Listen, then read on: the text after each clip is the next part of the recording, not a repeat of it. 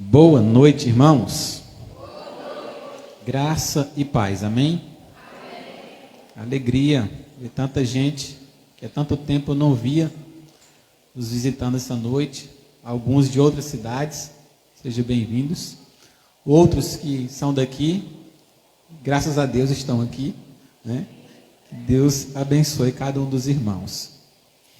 Queridos, na quarta-feira nós vamos fazer uma sessão administrativa extraordinária para darmos posse da diretoria estatutária da igreja, a fim de que já regularizemos a nossa questão diante do banco, para que a conta não cancele como todos os anos acontece, tá bom? Então eu queria pedir os irmãos para estarem aqui. As nossas sessões são relâmpagos, é muito rápida, e nós vamos então também ter a oportunidade de cultuar o Senhor normalmente. Eu quero convidar você a abrir comigo a sua Bíblia, lá no livro de Eclesiastes, capítulo de número 9. Queria pensar hoje em uma temática com os irmãos, um tanto quanto necessária, que Deus me ajude a ajudá-los com o entendimento do assunto presente. Eclesiastes 9, versículo 9 e 10. 10 só a parte A. Quem encontrou, diga amém. Diz assim a palavra do nosso Deus: goza a vida com a mulher que amas, todos os dias da tua vida fugaz, os quais Deus te deu debaixo do sol, porque esta é a tua porção nesta vida, pelo trabalho com que te afadigas debaixo do sol. Tudo quanto te vier às mãos para fazer, fazei-o conforme as tuas forças. Amém? Oremos. Pai, nós sabemos que o Senhor vive e não há nada e nem ninguém que conseguirá mudar esse fato. Nos alegramos porque também vivemos por intermédio da tua vida e temos a vida do Espírito em nós, nos soprando, nos conduzindo, nos guiando, nos alimentando e nos fazendo ter uma percepção mais adequada do propósito que o Senhor tem para as nossas existências. Nessa noite pedimos a tua direção sobre a palavra lida, explicada, que nessa hora será pregada, para que ela venha como alento e resposta ao coração de muitos daqueles que nessa noite vieram necessitados de ouvirem ao Senhor. Guia a vida do pregador, influencie com teu Espírito, para que todos nós saiamos daqui na certeza de que fomos alimentados por ti. Oramos então em nome de Jesus. Amém. Vamos ler esse texto? Só o tema da mensagem, 1, 2, 3 e...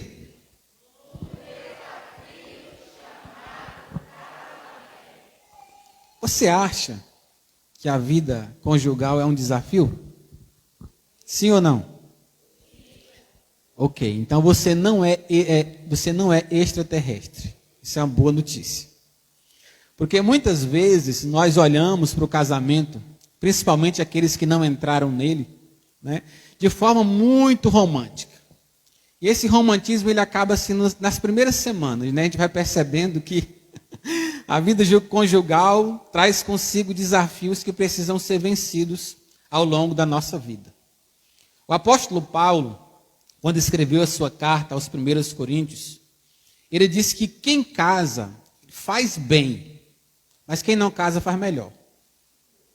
Ok? Depois, então, ele diz para o povo que eu queria, lá no versículo 2 do capítulo 7, eu queria, na verdade, poupar vocês das angústias na carne. Com isso, ele está dizendo que o casamento trará consigo algumas angústias que precisarão ser vencidas. Nós chamamos isso, na atualidade, de incompatibilidade de gênero.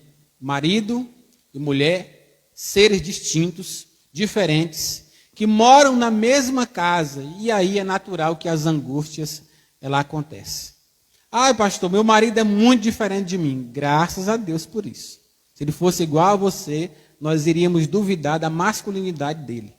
Tá bom? Tem que ser diferente mesmo. Está dentro do campo da normalidade.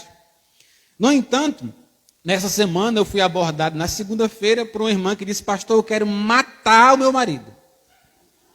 Eu disse: normal, não tem nada de novo para mim nesse negócio. Agora, por favor, não mate, tá bom? Não mate. E aí eu fiquei pensando sobre a necessidade de criar algo, ou até de remodelar algo que já tinha criado, para partilhar com os irmãos nessa noite. Quem vai nos falar essa noite é Salomão. E Salomão, ele tem algumas razões do porquê nós devemos ouvi-lo. Os estudiosos dizem que o livro de Eclesiastes foi escrito por Salomão. E quando ele escreveu o seu livro de Eclesiastes, ele já era um senhor idoso. Então esse livro de Eclesiastes é fruto da experiência e da maturidade de Salomão. Normalmente nós temos que ouvir os mais velhos. E aqui tem alguém com experiência de vida para poder nos trazer alguns conselhos para que consigamos superar os desafios que o nosso casamento trará. A segunda questão é que lá em 2 Reis, capítulo 11, versículo 3, diz que Salomão, ele é perito em casamento, porque ele teve só 1000 mulheres. Multiplica essa mulher tua por 1000. Ele fala: sangue de Jesus tem poder. Né? O cara casou 700 vezes. E ele teve 300 concubinas. Se um marido só, ou uma esposa só, já traz o tanto de dor de cabeça que traz, imagine 1000. Então, ele é perito no assunto. Ele sabe muito bem o que vai nos falar. E é esse homem, nessa noite, que vai nos trazer alguns princípios importantes, que nos ajudarão a superar os desafios que o casamento nos propõe. A pergunta que surge é: quais são os elementos necessários para superarmos os desafios do matrimônio? Toda a nossa pregação se dará para responder essa pergunta. Então, você está sentado do lado da sua adversária aí? Tá não? Se sua esposa estiver aqui, eu quero que você sente do lado dela, tá bom? Vocês precisam ouvir de perto um ao outro. E talvez um beliscão aqui colar, aquele negócio de dizer, não te disse, pega na cara, não tem? É bom esse negócio. Então, vamos lá. Primeira lição do texto. Vamos lá? Leia comigo.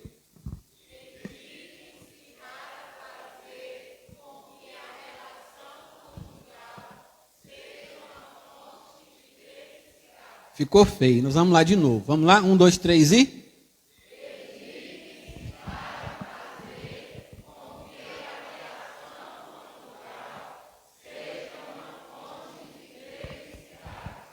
Dedique-se.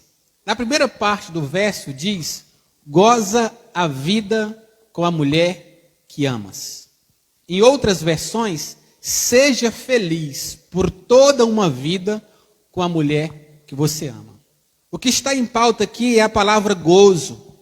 A origem é do latim gaudere, que significa ter satisfação, alegrar-se ou até mesmo desfrutar.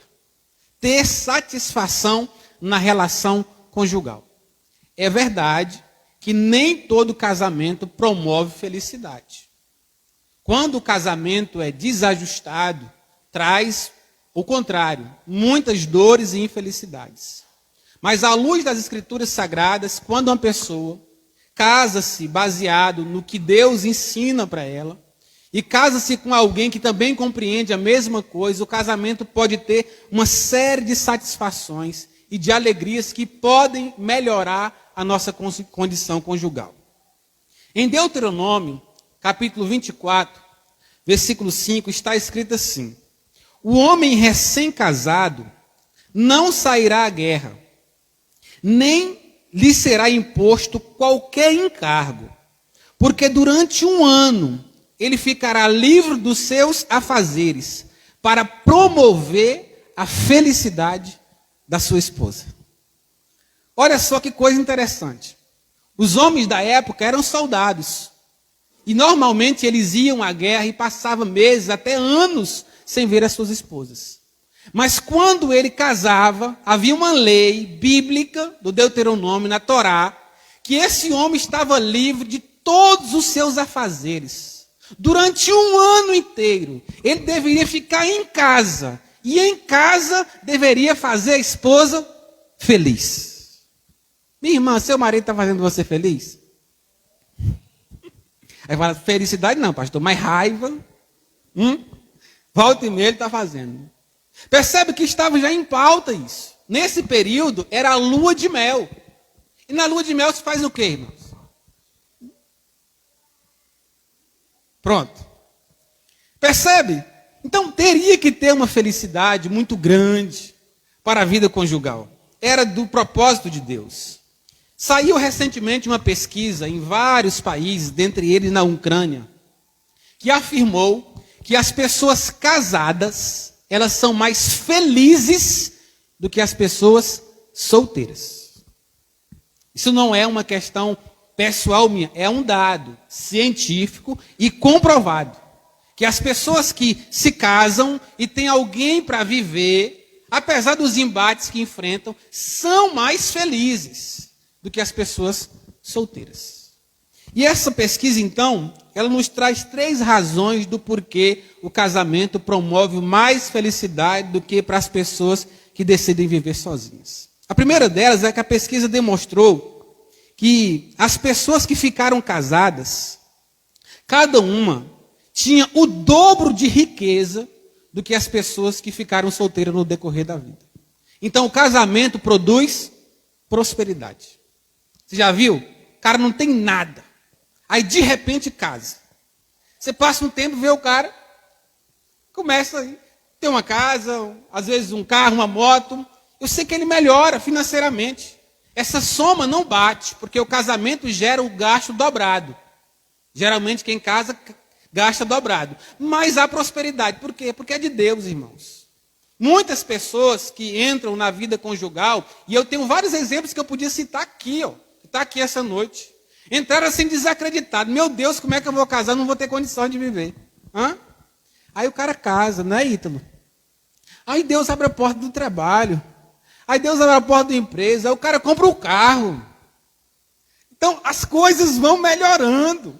O gasto vai dobrando, mas a prosperidade vai chegando. Porque agora são 2 pessoas empenhadas nessa sociedade chamada casamento. A segunda questão que a pesquisa diz é porque eles se tornam mais felizes porque desfrutam da graça do companheirismo. Olha, nós estamos novos, uma série de pessoas aproveitam, mas o tempo vai passar. E vai chegar momentos que ter alguém do seu lado vai ser fundamental para a sua vida. Eu ainda me lembro de uma senhora de 50 anos de idade, que me procurou em crise emocional. Porque estava noiva de um rapaz muito bem, da sua igreja, e o rapaz queria casar. Porque homem sério quer casar, irmão. Homem sério quer casar. E ela disse que não, porque queria terminar os seus estudos, queria comprar uma casa, queria comprar um carro, e queria se dedicar mais um tempo cuidando da sua mãe, que já era uma idosa. O rapaz, sabiamente, rompeu o relacionamento, uma outra pessoa, namorou, noivou, casou e continuou a sua vida. Só que os anos se passaram, e ela chegou aos 50 anos de idade. A sua mãe enferma, no leito de morte, prestes a partir, e ela disse, eu estou em crise porque a minha companheira, ela vai embora. Eu consegui tudo o que eu queria. Eu consegui formar na faculdade, fazer mestrado, comprar casa, comprar carro, mas eu me vejo na iminência da solidão, porque a minha companheira, que é a minha mãe, vai partir. Eu não tenho um marido, pastor, e eu não tenho um filho. Eu não tenho um marido para me chamar de amor, e eu não tenho um filho para me chamar de mãe.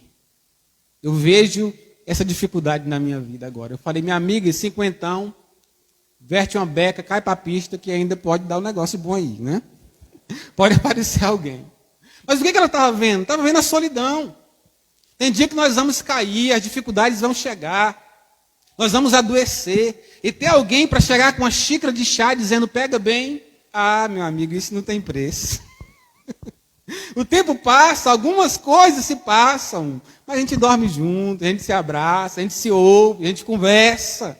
A gente conta das proezas, das conquistas, dos fracassos. Nós temos alguém para nos ouvir.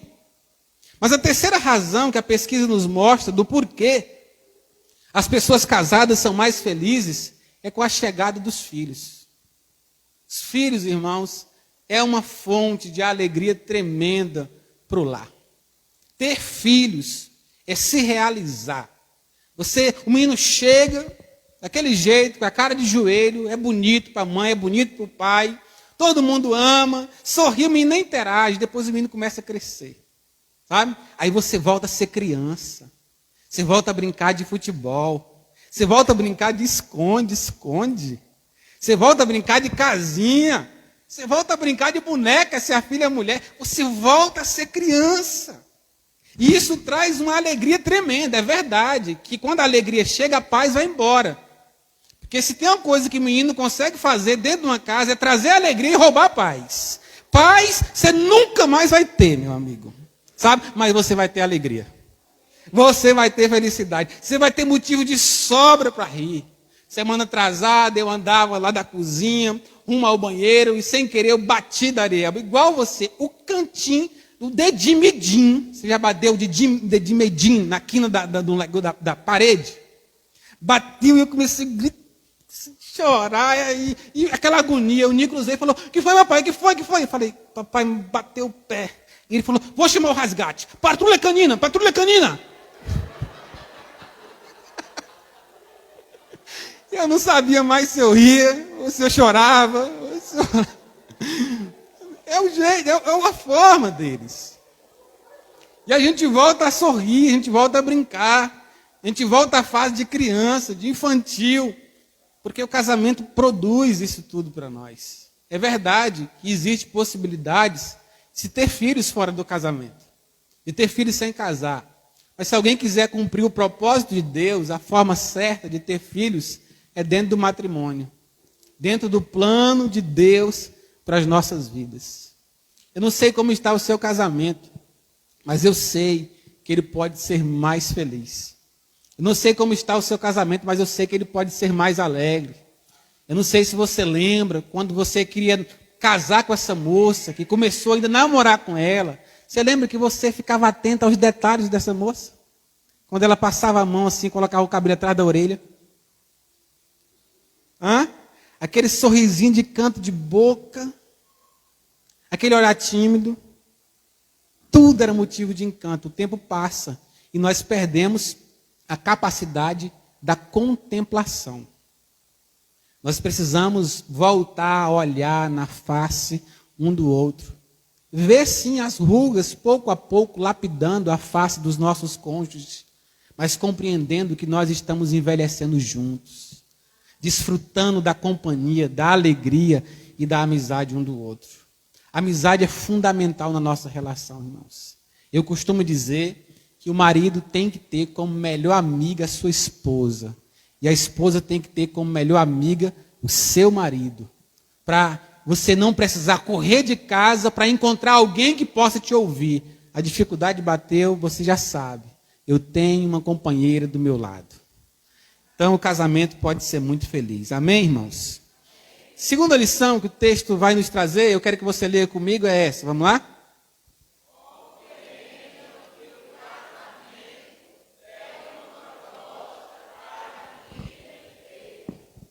Compreenda que o casamento é uma proposta para a vida inteira. Salomão disse: goza a vida com a mulher que amas, durante todos os dias da tua vida fugaz debaixo da terra. Percebe que Salomão vai nos ensinar que não é para gozar a vida durante um mês com a mulher que ama. Não é durante um ano com a mulher que ama. Não é até que eu me chatee com ela e as dificuldades cheguem. Não, é goze a vida inteira com a mulher que você ama. Porque o casamento, ele tem origem no altar e ele tem o seu término na sepultura.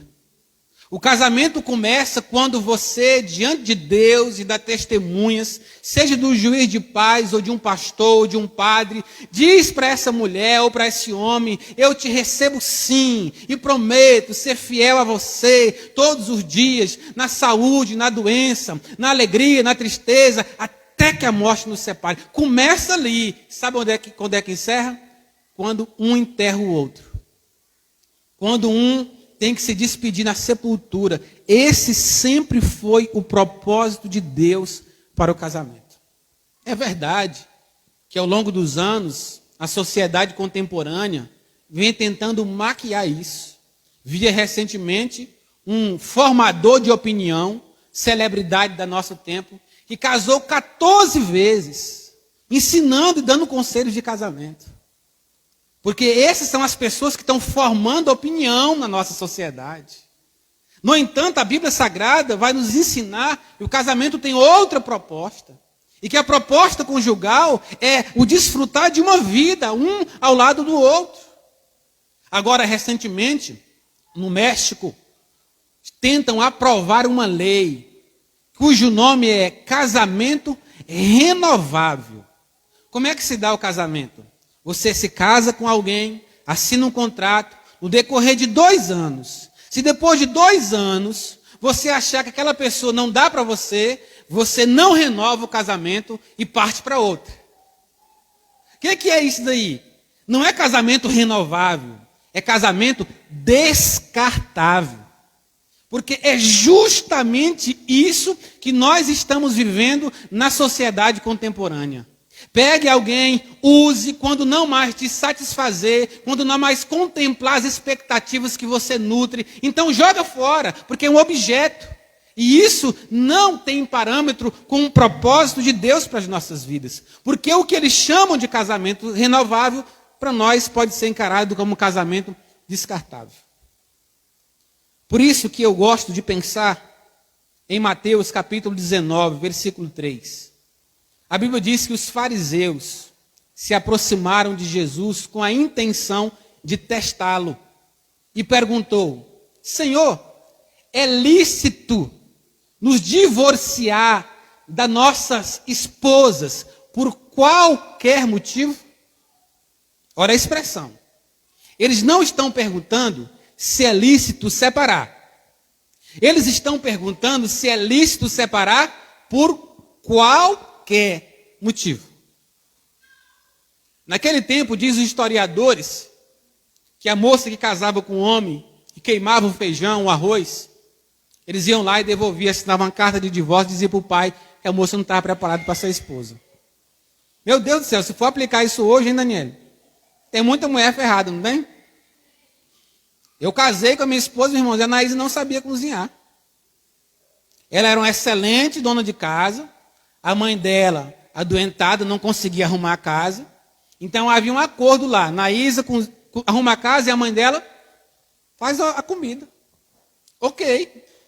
Só que eu entrei na história. E homem quer o quê? Homem quer comer, irmãos. E aí quando ela soube que ia casar, ela comprou um livro da Dona Benta, desse tamanho. Fritar o ovo. Ela. Falei, meu Deus do céu, tem misericórdia, pai. Tá bom. Aí ela fazia as receitas, sentava do meu lado assim, ó. Rapaz, era constrangedor. Sentava do meu lado, aí ficava assim. E aí? E aí? Eu falava assim, quase que a Ana Maria Braga, né?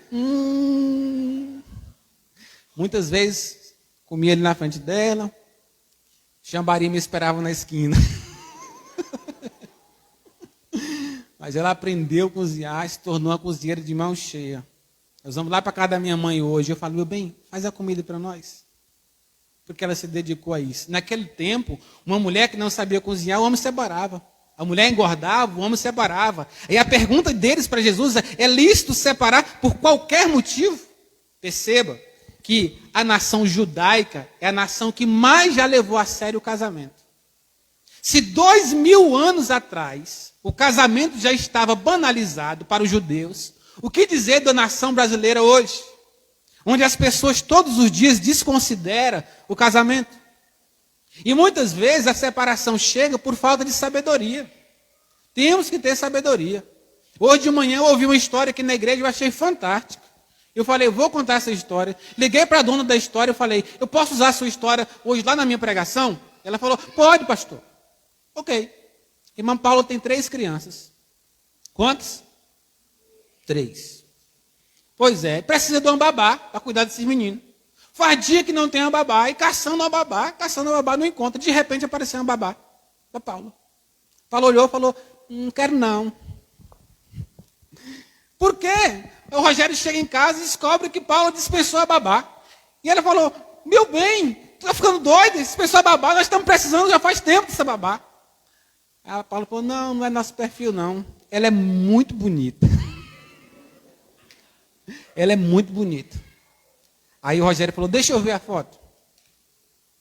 Paula mostrou a foto, ele falou, contrata mesmo não, contrata não. O que é isso? Sabedoria. Sabedoria. Muitas vezes as mulheres não conseguem enxergar isso. Minha amiga, quem escolhe empregado para sua casa, ou doméstico para sua casa, ou babá para sua casa, é você, irmã. É você. Você tem que ter sabedoria. Porque ninguém sai para a rua dizendo assim, hoje vou caçar uma mulher para me cometer um adultério. Adultério não acontece assim, não. É sorrateiramente. A moça baixa um dia para pegar a criança. A moça vai no shortinho diferente. Não tem princípios. Nem todo dia a gente está bem com as esposas. E você que vai casar vai saber que não está bem com a esposa. É mais comum do que você pode imaginar. E aí as coisas podem acontecer. O que ela fez? A Bíblia diz que a mulher sábia, ela edifica a sua casa. Nesse aspecto, a irmã Paula está de parabéns. Está desconfiando do marido? Não, não está desconfiando do marido. Está cuidando do que é dela. O marido é dela. E ela tem que cuidar. Não percebe? Ela foi sábia. Por que o casamento não pode ser uma proposta para uma jornada? Porque o divórcio ele é ruim em todos os aspectos. Primeiro, é ruim para quem se divorcia. Os traumas vão acompanhar. As dificuldades, as decepções, as desilusões, sem falar na perca econômica. Segunda questão, o divórcio é ruim para os filhos. Para os filhos. E não vem com a ideia de que eu consigo criar o meu filho sem o pai e ele não vai ter nenhum problema. Vai ter problema sim. Porque filho foi feito para ser criado com a mãe e com o pai. Com a figura paterna e com a figura materna. Voltemos na história. Na Segunda Guerra Mundial, os filhos foram criados sem a presença dos pais. Só com a presença das mães. Porque os pais tinham que ir para a guerra. 60% das crianças que eram criadas só com as mães, os rapazes tinham traços efeminados, porque o exemplo deles de vida era a mãe. A mãe fala femininamente, a mãe penteia o cabelo do jeito dela, a mãe é delicada, e o menino enxerga aquele padrão de comportamento o tempo inteiro. E se a mãe não tiver cuidado, logo, logo o menino se torna efeminado. E eu não estou falando homossexual, estou falando efeminado. Traços. Então é necessário. Dê a alegria para o seu filho ser criado em um lar onde tem a presença do pai e a presença da mãe. Terceiro, o divórcio é muito ruim para a igreja. Irmãos, no período ministerial, ao longo desses anos, várias famílias que se destruíram, eu percebo que dificilmente algum deles ficam na igreja. Geralmente a gente perde um, perde o outro, ou perde os dois, a família inteira. Porque eles saem. Primeiro, não querem mais conviver um com o outro. Então, tem que caçar outra igreja. Então, o divórcio é ruim em todos os aspectos. Eu oro para que, quando o seu filho pensar, ou a sua filha pensar em casar, ele diga assim. Eu digo para minha esposa lá em casa isso constantemente. Eu quero que quando o Nicolas for casar, ele diga o seguinte, eu quero casar com uma mulher, ter uma esposa igual a minha mãe foi esposa para o meu pai. Mas eu quero casar e ser um marido igual o meu pai foi marido para minha mãe. Eu digo para ela, o nosso desafio não é ir na igreja e ensinar. Não é. Nosso desafio não é aconselhar as pessoas de púlpito. Não é. Nosso desafio é criar um lar com um modelo de casamento saudável para que o nosso filho anseie em casar por compreender que a família pode ser uma fonte de felicidade. Esse é o desafio para nós. Porque eu já encontrei muitos filhos que dizem, jamais eu quero me casar. Porque lá em casa é tenso, pai. Por isso eu começo aconselhando os jovens que vão casar, desconsidere o modelo de família que você teve. Vamos olhar o modelo que Deus tem para você como família. Porque Deus tem um padrão. Então, casamento é uma proposta para a vida inteira. O divórcio nunca é uma solução, irmãos. Nunca é uma solução. Terceira questão. 1, 2, 3 e...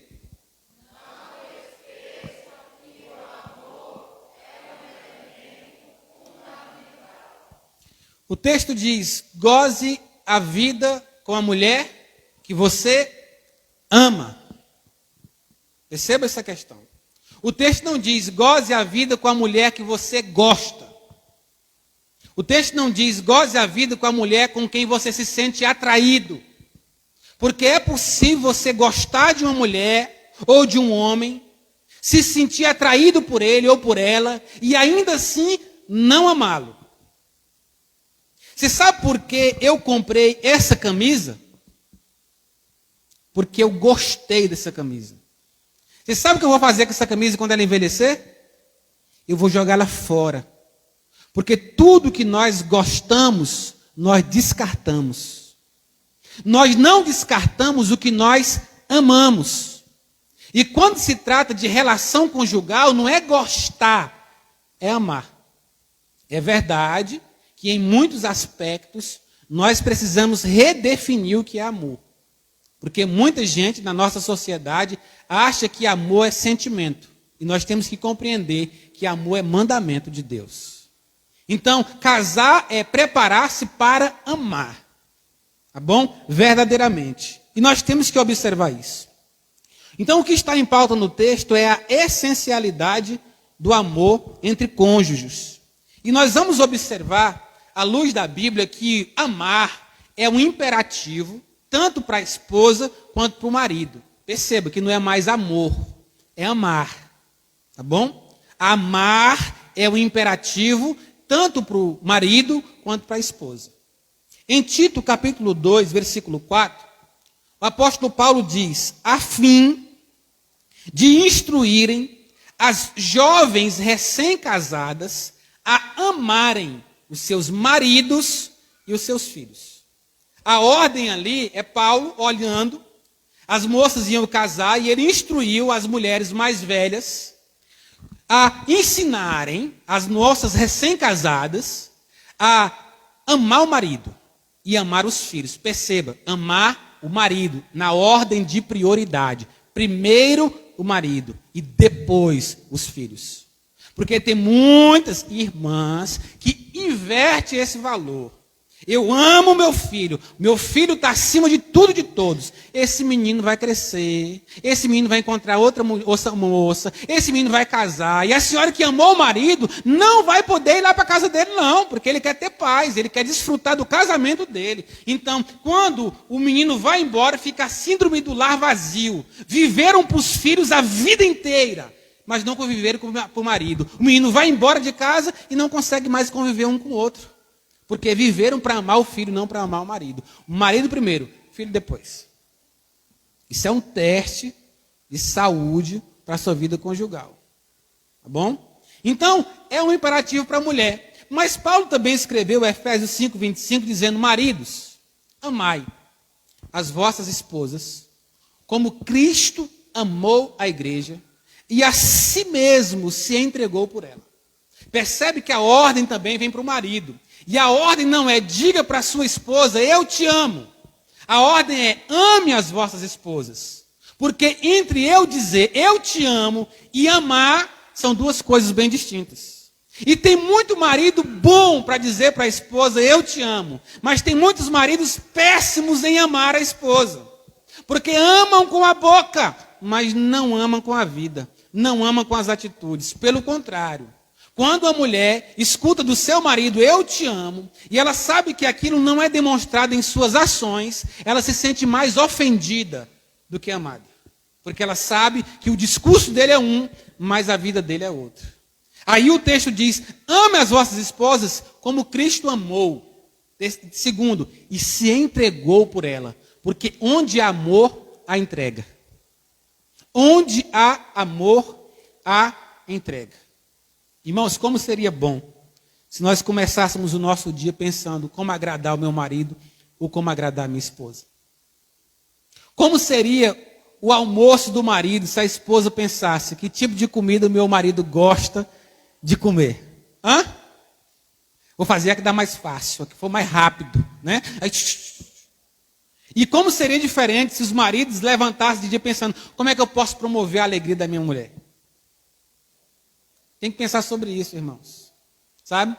E aí a gente fica observando que tem, inclusive por parte feminina, as mulheres se arrumam tanto para sair, irmão. Você já viu? Eu fui queixado esse dia, um marido veio se queixar para mim. Mulher vai para a rua, parece que é a Mulher Maravilha. Chega dentro de casa, parece a gata borralheira. Ele falou, pastor, a mulher se arruma para todo mundo, menos para mim. Se arruma para as colegas, se arruma para a igreja, se arruma para tal. Mas dentro de casa, pastor, ela não passa um creme de pele para ficar cheirosa, para eu poder cheirar o pescoço dela. Ela não se cuida para mim. E minha irmã, seu objetivo é agradar o teu boy. O teu boy. Ok? Se vista em casa para o teu boy. Se perfume em casa para o seu marido. Bota uma roupa agradável para o seu marido. Jogue fora a camisa da política em nome de Jesus. Está repreendido, Senhor. Pelo amor de Deus, ninguém aguenta isso. Temos que pensar sobre isso. Mulher agrada o marido, marido agrada a mulher. E aí nós vamos vivendo nesse lar harmonioso de amor, de compatibilidade, de cura, e dando exemplo para os nossos filhos seguirem os nossos passos. Amém, irmãos? Mas sabe qual é o imperativo do amor? 1 Pedro 4,8. Pedro diz assim, na minha versão. Ele diz o seguinte, acima de tudo isso, porém, esteja o amor que cobre multidões de defeitos. Acima de tudo, esteja o amor que cobre multidão de defeitos. Você acha que seu marido tem defeito, sim ou não? Você acha que a sua esposa tem algum defeito? Você tem que pensar que tem. Eu estou aconselhando ali o irmão Timóteo e a irmã Cristiane para o casamento. Cristiana, eu vou depois ela vai me ajudar. E aí, essa semana nós tivemos o primeiro encontro conjugal, Daniel. É aquele que você teve. Aí nós temos um momento no encontro conjugal, que é um teste para eles, a gente diz o seguinte, você vai dizer para ele agora o que você não gosta dele. Isso tem um objetivo, que é para depois, quando eles, dentro do casamento, ouvirem o que não gostam, não zangar e não entrunfar. Ok? Mas entenderem que o que não gosta pode ser mudado. Eu digo que você vai dizer para ele que você não gosta dele. Ela ficou.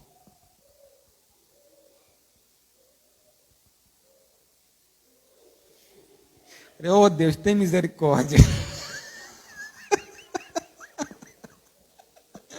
Tem misericórdia da minha amiga. Eu falei, não, fique tranquilo, minha amiga. Isso daí vai passar. Essa falta de saber o que vai passar. Daqui a um ano, não vai para chegar lá não. Você vai voltar. Tá bom? Eu vou fazer essa pergunta para você. Eu acho que uma enciclopédia não vai caber. O que você tem a falar contra ele? Pastor Zimar mandou eu fazer esse teste. Olha, toda vez que você tiver um problema com a Naísa, meu aconselhamento conjugal, você diga para ela, chama ela e fala, meu bem, o que você não está gostando em mim? Aí eu seguia o conselho dele. Na primeira vez ela dizia assim, não, tá bom. Aí eu me achava o máximo, né? Passou alguns meses, eu perguntava de novo, ela disse, bem, tem isso e tem isso. Aumentou. 1 ano de casamento, ela falou, tem isso. Eu falei, não, cala a boca, pelo amor de Deus, tu quer um marido novo, é? Porque tem uma coisa chamada miragem.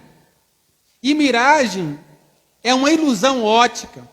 E só acontece com quem está olhando de longe. O casamento nos proporciona a aproximação. E junto com a aproximação, a revelação daquilo que nós não queríamos ver quando estávamos apaixonados. Aí você começa a olhar com a pessoa do lado a lado. E aí você começa a olhar, meu Deus do céu. Quanto defeito. Mas ela olha do mesmo jeito para você. Diz, meu Deus do céu, que troço é esse? E sabe qual é a solução disso tudo? Pedro diz, é o amor. Porque o amor cobre multidões de defeitos. Por isso Paulo diz que o amor tudo suporta. E um casamento sem amor pode se tornar insuportável. E eu não estou falando de amor sentimento. Estou falando de amor ações. Amor é uma coisa que você decide fazer com outras pessoas. Eu decido amar você. O amor não pode ser condicionado, porque o amor tem o seu padrão em quem Cristo é. Cristo não condicionou o seu amor por nós, e nós não podemos condicionar o nosso amor para com o nosso cônjuge. Eu acho que a grande causa das nossas famílias disfuncionais, desconcertadas, quebradas, machucadas e feridas é fruto da ausência do amor. Irmãos, eu já acompanhei muito casamento restaurado, fruto de adultério, entre outras coisas. Sabe? E só há restauração quando há amor. Só há restauração quando há amor. Então nós precisamos aprender a nos amar. Eu te pergunto, como é que está o seu casamento? Você se sente amado? Você ama? Você se sente cuidado pelo seu cônjuge? Você cuida? Você é um bom cuidador? Você é um companheiro? Porque o autor de Eclesiastes diz que é melhor serem dois do que um. Porque se um cair, o seu companheiro o levantará. As quedas são necessárias para descobrirmos se quem está do nosso lado é um aventureiro ou um companheiro. Porque no dia que você cair, o companheiro diz, estamos juntos. Deixa eu te falar, a vida vai nos derrubar muitas vezes.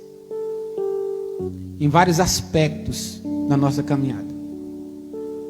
Nossos parentes vão morrer, nós vamos adoecer, e nessa hora nós vamos perceber que os votos conjugais farão mais sentido no dia do leito do que no dia da celebração matrimonial. A minha impressão é que a maioria das pessoas que se casam e fazem aqueles votos não compreendem que tipo de votos estão fazendo. Mas no dia da crise, do luto, você vai perceber. Os votos fazem sentido agora, porque é na saúde e na doença. É na riqueza e é na pobreza. Então nós precisamos aprender a desfrutar da nossa relação conforme Deus nos ensinou. Talvez o seu lar hoje está desestruturado. Talvez você se tornou um marido incompreensível com a sua esposa. Ríspido, que fala grosso, que fala alto, que grita. Talvez você se tornou uma mulher pinga-pinga dentro de casa, que faz questão de tudo, briga por tudo. Faz com que seu marido não tenha alegria em sair do trabalho e voltar para o lar. Porque ele sabe que quando chegar no lar, ele não vai ser recepcionado. Ele vai ser maltratado. E nós precisamos, irmãos, jogar esses maus comportamentos fora. Porque são lixo. E podem prejudicar a nossa qualidade de vida.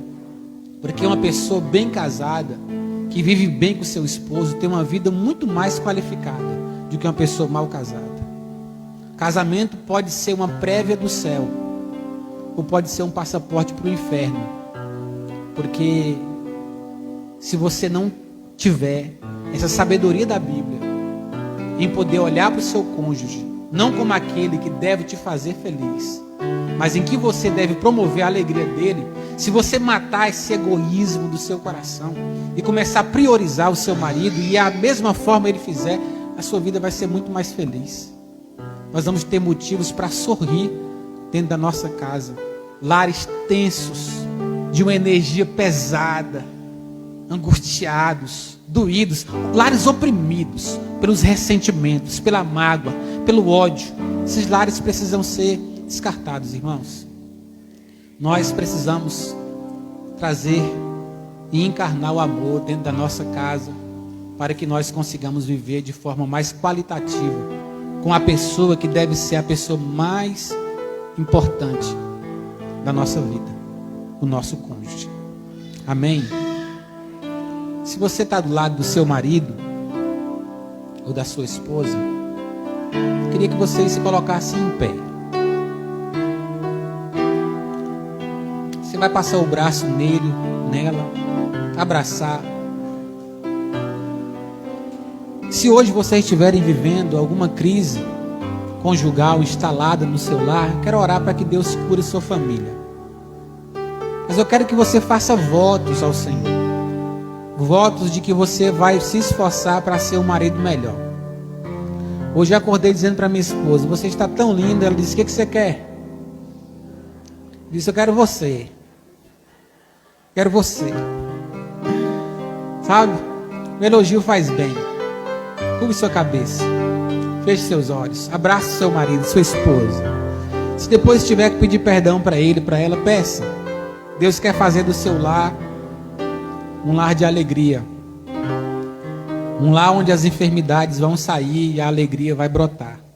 Pai, nessa noite nós louvamos o Teu nome. Pela imensa felicidade que temos de sermos mais uma vez exortados pelo Senhor, animados a nos esforçarmos para fazer do nosso lar um lugar onde verdadeiramente o Senhor quer estar. Um lugar de paz, onde as tensões se diminuam, por consequência da compreensão, seja do marido ou da esposa. Nós queremos, em nome de Jesus Cristo, pedir ao Senhor para que o amor seja a base das nossas relações conjugais.